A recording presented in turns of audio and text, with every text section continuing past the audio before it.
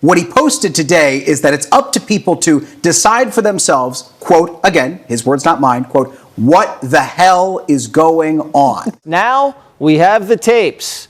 Look at this. CENTCOM's infrared captured this star-shaped object back in 2013, flying around the Middle East, banging 90-degree turns. Does not look man-made. Now check this out. Northern Command captured this UFO in 2024. The report says it's an inverted teardrop with a vertical pole hanging off of it.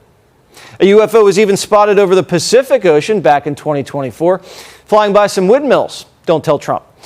And in New Mexico, an Air Force investigator said he recovered human-shaped bodies from a flying saucer back in 1950.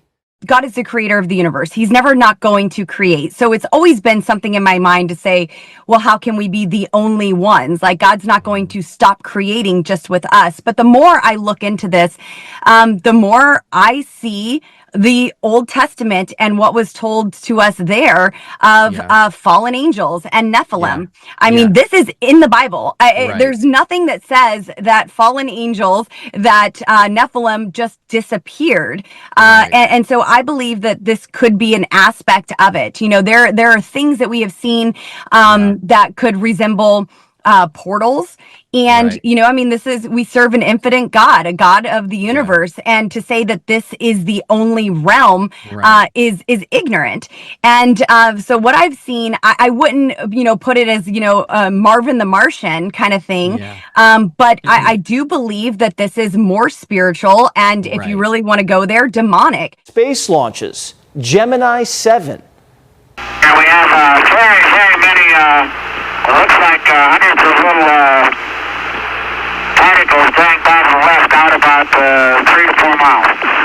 Understand you have many small particles going by on the left. At what distance? Large, looks like perhaps a vehicle that's disintegrated. What else did they see up there? Buzz Aldrin, on his way to the moon, said he saw a bright object floating out the window that looked like an open suitcase. And it wasn't just Buzz. Astronauts on the Apollo 12 mission said right before the liftoff, they saw bright flashes coming from the moon and saw these orbs when they were on the lunar surface. Apollo 17 astronauts also saw flashes. They said it looked like the 4th of July. And when they landed, more floating orbs. Now NASA's officially looking back at the tapes to see if they missed any alien life. This is just the beginning.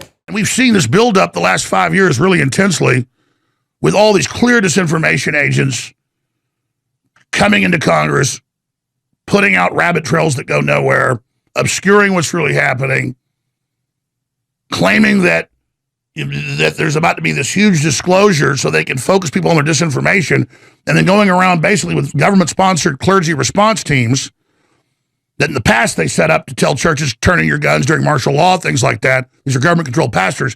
Now they have these government-controlled pastors under an FBI program called InfraGard, and it's also connected to NASA and the CIA. It's all public. Going around saying, I'm a pastor that works for intelligence agencies, and the aliens are real, and you need to get ready to have your faith shaken, and about the Bible and Jesus, and they're using it to undermine, really, Christianity, saying they're defending it. So this is a larger psyop just to screw with everybody's brains and to just further shake confidence in society. That is 100% what's going on here. And they're also setting the precedent to do a false flag and claim it's aliens to create even more hysteria. So this is queuing up and preparing what is colloquially known. It's not an official document. There are official documents, but for decades it's been known as Blue Beam, meaning a fake alien invasion. How excited are you about this UFO release? I would put it at a 10 because we're at a turning point. For decades, we had to rely upon eyewitness accounts of housewives, truck drivers. People would snicker and laugh at them. Now we're talking about huge files that are top secret that for the first time in modern history are being given to the American public. So I'd like to congratulate President Trump for having the nerve to go against recommendations by the FBI and the CIA to release these files so that independent researchers, scientists can go over them and we can make up our own minds rather than having the CIA make up our minds. And the CIA apparently is still fighting the full release. When you hear or see about a UFO that goes like that, up, down, left, right, at 90-degree angles so fast you can't even believe it, what does that tell you? It tells me that the laws of centrifugal force should crush the bones of the people inside the flying saucer. So either there's basically an automated flying saucer, so there are no bones to crack as the thing goes zigzagging left and right, or it represents a very high level of intelligence to create something like that. So in other words, we humans cannot get into a spaceship that goes zigzagging like that. Only aliens can, but even their bones would break. So it must be a very high level of automated computer technology. However, they also note that they can't explain a lot, and so this is why President Trump has released these documents to kind of lift the veil on all of these unresolved cases. And there's an interesting thing, is that on the website, the Pentagon's website, it actually says that they would welcome any analysis from the private sector. So in effect, we're welcoming advice from You've been digging through the first set of these declassified documents, though. Has anything stood out to you? Can you give an example of something? You have to have been talking about some of these accounts or what's in those files. Tell us, we want to know. Well, some of these accounts are brand new, but if you are a historian of ufology, if you can call yourself something like that, you may be privy to this. What really strikes me is that some of the videos, like the ones we're seeing on our screen, are coming from U.S. Central Command, the Middle East. And why is that? Well, that's because there's a lot of military equipment over there in the Middle East, a lot of sensors, a lot of aircraft, and they may pick up anomalies that then get reported, and I think that's what we're seeing now. So there's a continuum of files, of incident reports that have been coming in over the last couple of decades, but I'm really struck by how many have come in recent years. We have breaking news now. It's brand new video, and actually this is part of it, but the president has just put out a link, and this furthers what was announced earlier and reported on by Peter Doocy of our team earlier. It's called Pursue. He wants to release a mix of previously classified and already public files on unidentified anomalous phenomena, or UAP, UFOs as well, following orders from President Trump. The ODNI, Office of Director of National Intelligence, NASA, and FBI are posting raw, largely unanalyzed material online on a rolling basis rather than offering conclusions. Bottom line, the government doesn't have clear answers, and so this brand new Truth Social just moments ago. As for my promise to you, the Department of War has released the first tranche of the UFO UAP files to the public for their review and study.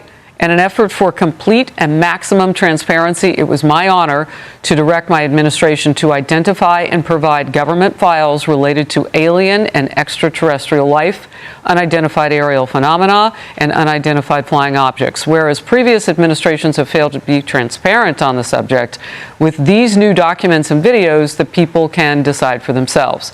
All caps, what the H is going on. I cleaned it up a bit there.